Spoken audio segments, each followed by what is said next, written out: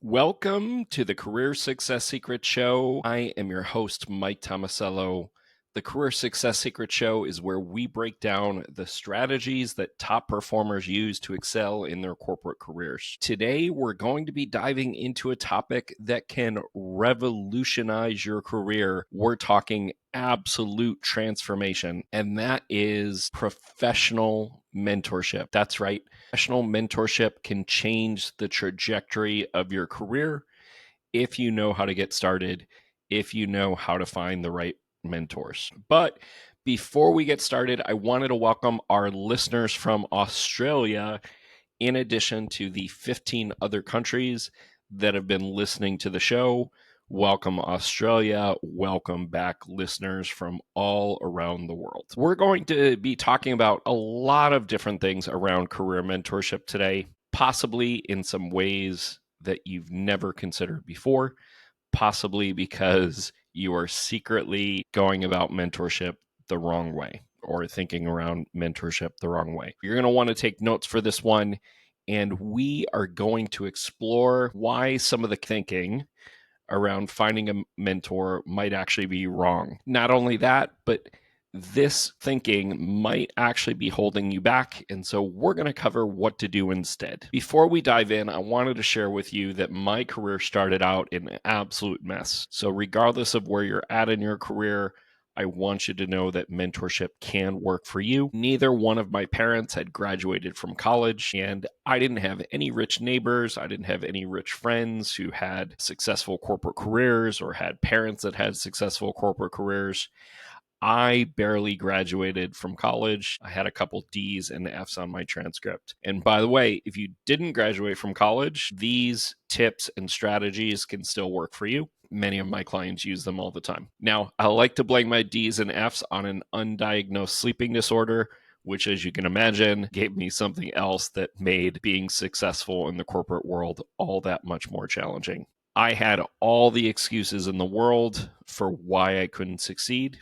But by the time I was 30, I had been mentored by senior vice presidents at American Express, GE, and Yahoo. And at that time, all of those companies were considered top 50 companies to work for, and all of those companies were part of the Fortune 500. The amazing thing, I had never actually worked for any of those companies, yet I was getting mentorship from people at the highest levels. So how did I make these connections? That's what we're unpacking today. Because I see too many talented professionals like you sabotaging their chances at meaningful relationships. First off, I don't want to assume that you know why mentorship is important. Why are mentors important? The right mentor can dramatically accelerate your professional growth by helping you navigate complex challenges, avoid pitfalls, and probably more importantly, identify opportunities you might otherwise miss. Identify learning opportunities. Not that all opportunities need to be learning opportunities, but opportunities to learn is a part of your growth. I like to think about it this way. If you want to become fluent in Japanese, you have to surround yourself with Japanese speakers. So what specific job title do you want next, even if it's the job title that you currently have? Is it software developer? Is it marketing manager? Is it financial analyst?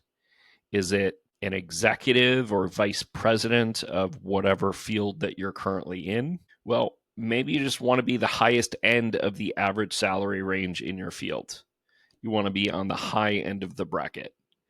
And you're telling me you don't know at least 12 people in your field? And you're telling me you don't know any hiring managers in your field? When I look at my own career trajectory, I can trace nearly every significant leap to advice or connections that came through mentorship relationships. Every increase in salary, every career pivot, every moving into a company where I wouldn't have been able to get interviews at otherwise, all of this came from mentors and advisors. Professionals with mentors are promoted a lot more than those without. They tend to have higher job satisfaction. And frankly, in today's competitive job market, having trusted advisors who can provide an insider perspective is invaluable. A mentor can help you understand the unwritten rules of your industry, the unwritten rules of your company, share best practices. They can point out where you're underselling yourself. They can point out where you're not visible enough. They can point out why and how you're not making enough of an impact on the most important things that are going to merit a salary range or that are going to merit a promotion. And often they can even become your advocate in rooms where decisions about opportunities are made. Do you want to know the most cringeworthy thing I witness at networking events? A young professional walks up to a top executive at a top company they've never met before, and when within 30 seconds blurts out, "Would you be my mentor?" Or they walk into a room of crowded people and they say, "Will anyone be my mentor?" This is like going on a first date where your date proposes marriage before the appetizers have even arrived. As my friend Beth puts it, 0 to marriage in 60 seconds, anyone?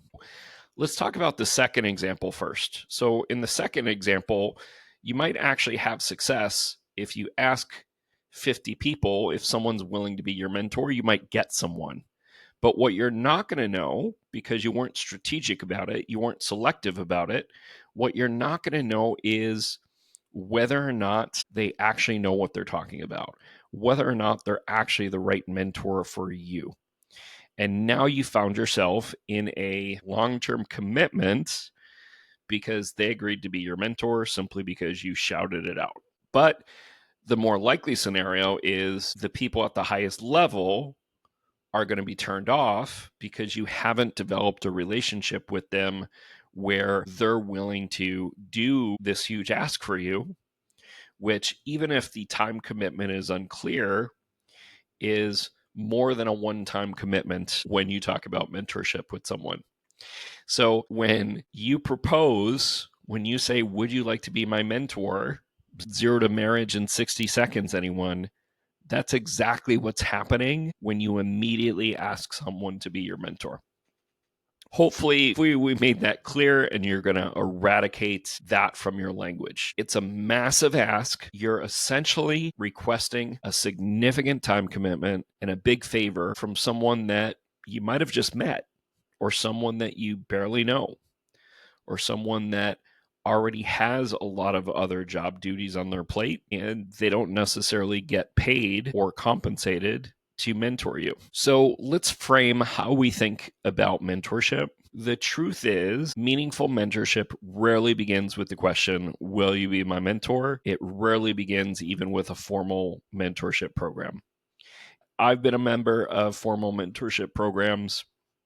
I've spoken to vice presidents that oversee mentorship programs, and the feedback I get is they very rarely ever work. Instead, it evolves naturally through relationship building. It evolves naturally and organically through relationship building. So here's what I mean by that. Here's the career tip that will change everything for you. Stop thinking about finding quote unquote mentors and start thinking about finding advisors or advice givers. Start thinking about finding advisors or advice givers. Why does this work?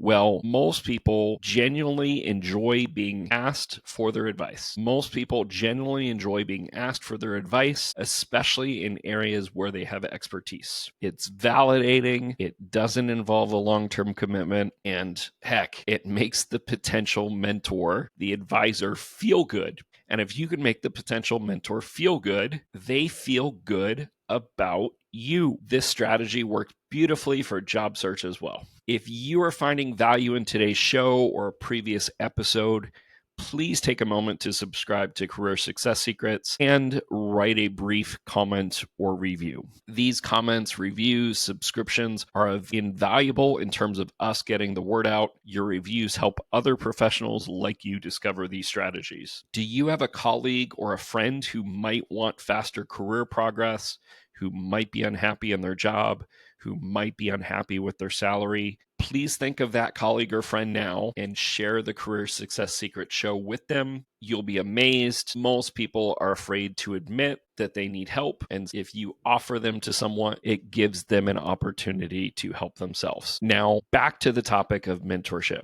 How the heck do you find a mentor and a high quality one without ever having to awkwardly pop the mentor question? First, I'm going to have you focus on connecting with people that you have strong commonalities with. Instead of contacting complete strangers and having abysmal success rates, I'm asking you to focus on one or more of the following. People you know already, people who know people you already know, people who are part of an alumni of strong communities that you were a part of. Could be anything from universities to military, home of origin if you live outside the country where you grew up, or nonprofits. And if none of those speak to you, then you need to go out and meet more people or volunteer for a nonprofit. But my guess is, even with just those categories, you probably know a lot more people than you think you do. All right. So now you know you need strong commonalities. So second, you're going to use LinkedIn to research these people, these careers, companies, and potential connections so you can be strategic. I don't want you to spend hours and hours trying to be strategic, but I do want you to be intentional around who looks like on paper that they might be a great advisor or mentor for you. Third, schedule as many advice conversations as possible. These are focused 20 to 60 minute discussions specifically about getting the other person's perspective on a particular challenge or decision, or insight into their industry, insight into their company, insight into their field. Fourth, I want you to ask thoughtful questions that demonstrate that you've done homework. Have a few ideas of what advice you want before the meeting actually starts. You don't have to have all your questions figured out. Your questions might change, but have a list of at least 4 to 5 questions so that you're prepared. Never ask something you could easily Google or find on their company website. Respect their expertise by being prepared and asking questions that you genuinely care about. Please find something to care about. Don't just go through the motions, or this might not work. Ask questions about things that you actually want to learn more about. And if you don't want to learn more about your field or your industry, that's a concern. That is a reason why someone might not want to be your advisor or your mentor or help you make more money. Don't immediately ask for help on applying for a job unless they bring it up and they offer. Fifth, take notes. What went well? What didn't go well? What could you have done better? What did you learn or relearn? If you didn't learn anything from the conversation, that is probably your fault. Not always, but it's frequently your fault. Did you not prepare enough? Did you not ask the right questions? Did you not practice or get your thoughts together or your notes together? Sixth, express genuine gratitude, preferably around a specific piece of advice. Now, ideally, I would like you to do this both throughout and at the end of the conversation, but also when you follow up, and hopefully you're following up, you're expressing gratitude and thanks as well. Seventh, at the end of every meeting, ask them who they know that might be able to give you advice on your field or industry, even if they're not hiring. Who do you know in marketing that might be willing to give me some advice? What vice presidents do you know that might be willing to give me some advice? Oh, that's okay. Even if they're not hiring, I'd just love to meet more great people that can give me some insight on success in the field. Eighth, implement at least one piece of the advice quickly, then circle back and share the results and a short summary of some of the things you've been up to. Even if the results are a lack of results, share that. They might be more willing to help you and provide additional support because you're following up, because you're updating them, because you're letting them know not only what results you're getting or not getting, but you're also letting them know the additional actions that you're taking so that they know you're not relying entirely upon them. Nothing makes potential mentors trust you more than seeing you apply their guidance and following up, actually caring enough to follow up and maintain the relationship. Finally, and this was sort of hidden in the last one, but finally, maintain the relationship by sending them an occasional email update and occasionally asking for additional advice. Now, of course, this is going to depend on how well you hit it off. This is going to depend on how busy they say they are. But if they indicate that they might be open to another conversation, you're going to want to ask them how often would be okay to reach out to you. Every month, every 2 months, every 3 months, being respectful of their time. But the key is consistency in the follow-up, even if you're not asking for more advice and even if you're just sending an update. Here's the beautiful irony. By not labeling someone as your mentor right away, you're much more likely to develop mentoring relationships that last. Ironic. So by not putting the pressure of calling them your mentor, they're going to be a lot more likely to become your mentor and become your mentor faster and be a mentorship relationship that lasts.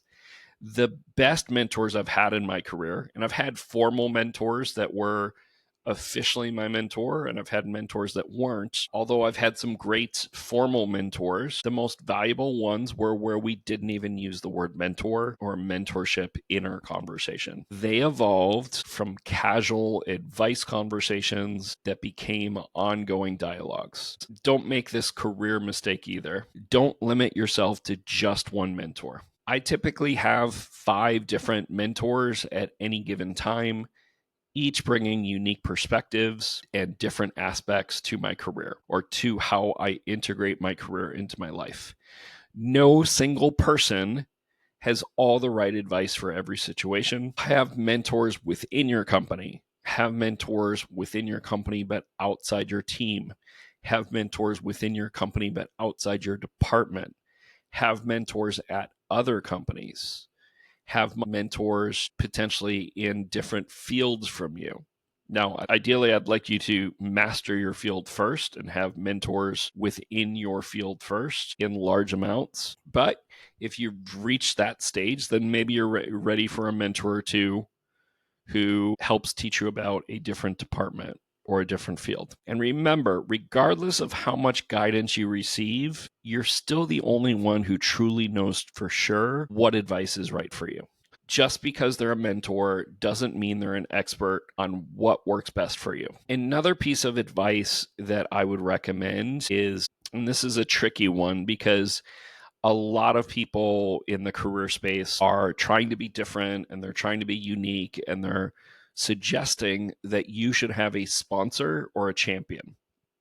Now, I'm not going to spend a lot of time talking about it, but a sponsor or a champion is essentially the next level above mentor, and they tend to only be people within your company, or they tend to be people with a lot of connections, and they have the ability and influence and the willingness to step in and advocate for you in your career. And do you want that? Of course you want that. And just like we said with mentor, do you want to go around saying, "Hey, will you be my sponsor?" or will you be my will you be my champion? Probably not until you have mastered these other things about mentorship and you have a few mentors under your belt. All right, one more.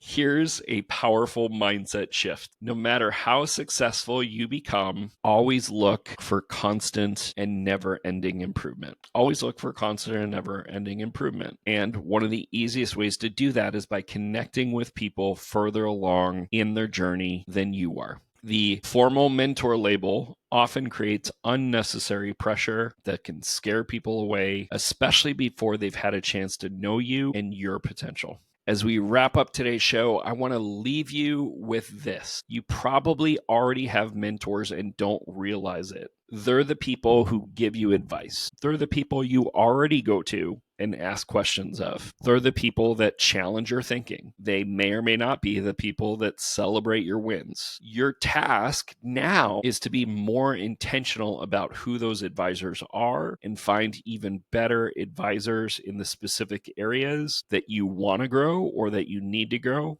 Start by asking for advice, implement what resonates, express gratitude, and keep the conversation growing. The right mentors will emerge naturally from this process, creating far more meaningful relationships than any forced mentorship arrangements could ever be. Until next time, this is Mike Tomasello with Career Success Secrets, reminding you that the most powerful career moves often start with a simple question: could I get your advice? Thanks for your subscribe, like, comment, or review.